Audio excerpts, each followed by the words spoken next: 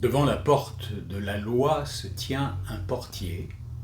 Ce portier voit arriver un homme de la campagne qui sollicite un accès à la loi, mais le portier dit qu'il ne peut le laisser entrer maintenant. L'homme réfléchit puis demande si alors il pourra entrer plus tard. « C'est possible, dit le portier, mais pas maintenant. » Comme la grande porte de la loi est ouverte, comme toujours, et que le portier s'écarte, l'homme se penche pour regarder à l'intérieur.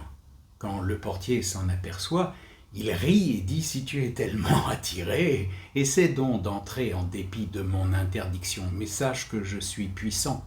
Et je ne suis que le premier des portiers. De salle en salle, il y a des portiers de plus en plus puissants. La vue du troisième est déjà insupportable, même pour moi. » L'homme de la campagne ne s'attendait pas à une telle difficulté.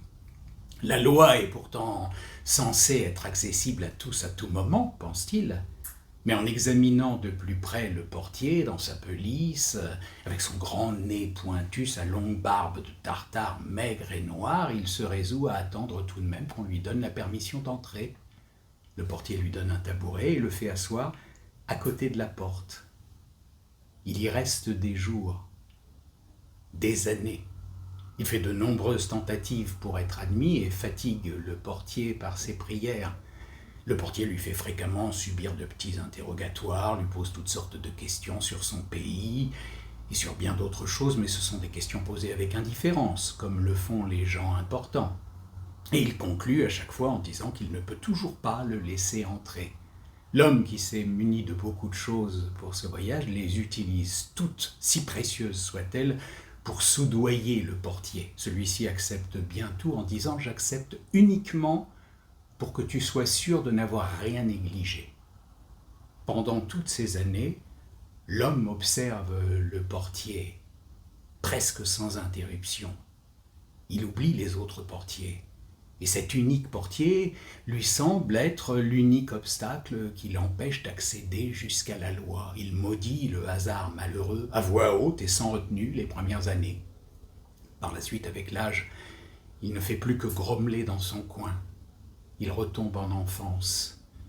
Étudiant le portier depuis des années, il connaît même les puces de son col de fourrure et il supplie jusqu'à ces puces de l'aider à fléchir le portier. Finalement, sa vue baisse et il ne sait pas réellement s'il fait plus sombre autour de lui ou si ce sont seulement ses yeux qui le trompent, mais il distingue bien dans l'obscurité une lueur que rien n'éteint et qui passe par la porte de la loi.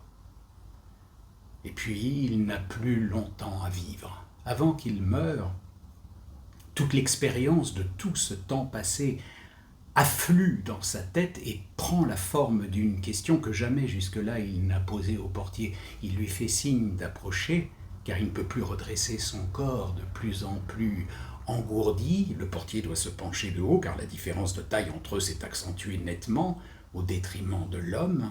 « Qu'est-ce que tu veux encore savoir ?» dit le portier. « Tu es insatiable. » L'homme dit « Mais tout le monde voudrait tant approcher de la loi. Comment se fait-il qu'au cours de toutes ces années, il n'y ait eu que moi qui ai demandé à entrer ?» Le portier se rend compte que la fin de l'homme est proche, et pour se faire entendre encore de son oreille affaiblie, il hurle. Personne d'autre n'avait le droit d'entrer par ici, parce que cette porte était faite pour toi seul. Maintenant, je m'en vais, et je ferme